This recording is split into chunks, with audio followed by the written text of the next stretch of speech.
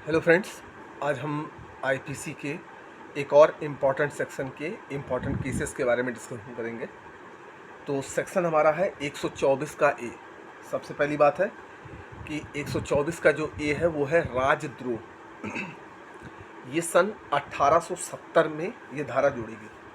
अब राजद्रोह मतलब सेडिटिशन होता क्या है, इसके दो इम्पॉर्टेंट एलिमेंट हैं कि भारत सरकार के प्रति घृणा या अवमान उत्पन्न करना या उत्पन्न करने का प्रयास करना या अप्रति प्रदीप्त करने का प्रयत्न करना। कहने का मतलब है कि भारत सरकार के विरुद्ध घृणा पैदा करना या कोई ऐसी बात बोलना जिससे भारत की छवि खराब हो, तो उसे भी राजद्रोह बोला जाता है।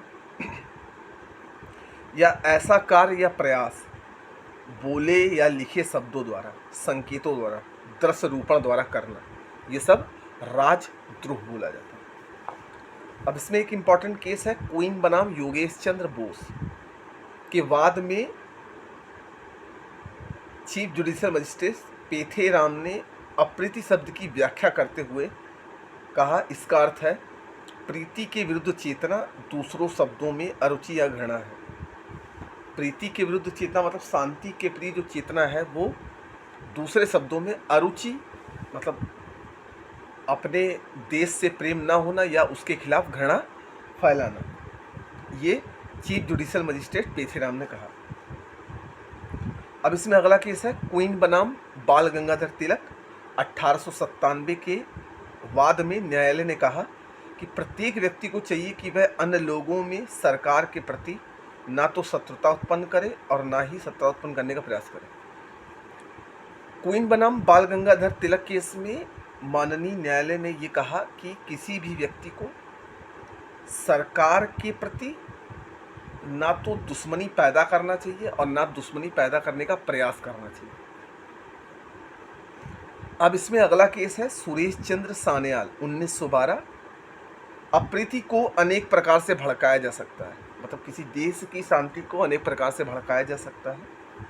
किसी प्रकार के लेखन द्वारा, कविता द्वारा, नाटक द्वारा, कहानी द्वारा, उपन्यास या निबंधों का प्रयोग अप्रीति के प्रयोजन में किए जा सकते हैं। किंतु राजद्रोही लेखन यदि लेखक के ही पास रहता है या अप्रकाशित रहता है तो यह अपराध संरक्षित नहीं होगा, क्योंकि इस अपराध के लिए किसी न किसी प्रकार का प्रकाशन आवश्यक है। कहने का मतलब है कि ऐसा कोई लेखक जिसने भारत के या राज्य के बारे में कुछ ऐसी पंक्तियां या कुछ ऐसा गद्यांश या पद्यांश या कविता लिखी जिसका उसने प्रकाशन नहीं करवाया, तो उसके खिलाफ राजद्रोह नहीं लगेगा, क्योंकि वो चीज़ प्रकाशित नहीं हुई है। जब तक वो चीज़ प्रकाशित ना हो जाए और उससे भारत देश की छवि खराब हो या घृणा उत्पन्न हो या उसका प्रयास कर रहा हो, तभी राजद्रोह लगता है। अब इसमें अगला केस है केदारनाथ बनाम राज्य 1962। सुप्रीम कोर्ट का वाद है। उच्चतम न्यायालय ने निर्णय दिया कि धारा 124 का संविधान के अनुच्छेद 19 के 1 के का उल्लंघन नहीं करता, क्योंकि ये एक युक्त प्रतिबंध है। सेक्शन 124A संविधान का आईपीसी का ये आर्टिकल 19(1) के ए का उल्लंघन नहीं करता, क्योंकि ये एक युक्त प्रतिबंध है। ठीक, ये तो हमारे थे 124 के ए के इम्पॉर्टेंट केस। अब हम अगले केस की बात करते हैं जिसमें धारा 149 है।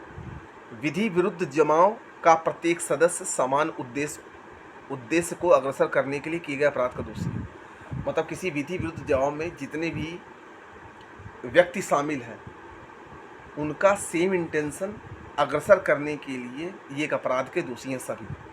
इसमें एक केस है के माधवन बनाम मजीद 2017 सुप्रीम कोर्ट के बाद में उच्चतम न्यायालय द्वारा यह निर्धारित किया गया कि समान उद्देश्य की पूर्ति के इंटेंशन से विधि विरुद्ध जमाव में अभियुक्त की सहभागिता उसके आचरण पर निर्भर करती है।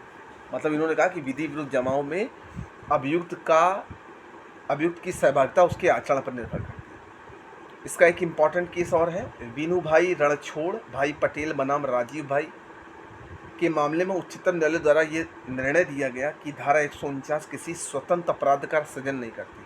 मतलब जो धारा 149 है वो किसी स्वतंत्र अपराध को सृजन नहीं करती, अपितु विधि विरुद्ध जमाव के सभी सदस्यों के समान उद्देश्य को अग्रसर करने में किया गया कोई भी कार्य प्रातिनिधिक दायित्व की घोषणा करता है। तो ये हमारे 2 इम्पॉर्टेंट केस थे जिनके बारे में मैंने आपको डिटेल दी। अगर वीडियो अच्छा लगा हो तो इसको शेयर करिएगा। तब तक हम मिलते हैं नेक्स्ट वीडियो में।